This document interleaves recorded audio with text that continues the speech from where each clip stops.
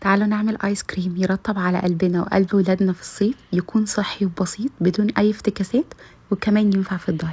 هستخدم اي فواكه تكون مجمدة عندي في الفريزر او فواكه الموسم، ممكن ناخدها ونقطعها مكعبات صغيرة ونحطها في الفريزر تتجمد كويس، وبعدين بطلعها تهدى شوية وابدا ان انا اضيفها في الكبة بتاعتي عليها زبادي عادي خالص او زبادي يوناني او حليب جوز هند على حسب اللي انا بستخدمه ليا وللاولاد في البيت. هحلي بمعلقتين عسل كبار وعصرة ليمون كده تحفظ لون الايس كريم وتدي تعزيز للطعم. هضرب الايس كريم بتاعي كويس جدا لحد ما اوصل للقوام ده، وبعدين بقى الستيكس بتاعت الاولاد دي، القوالب البلاستيك او السيليكون، اقدر ان انا احط لهم فيهم الايس كريم واحطها في الفريزر.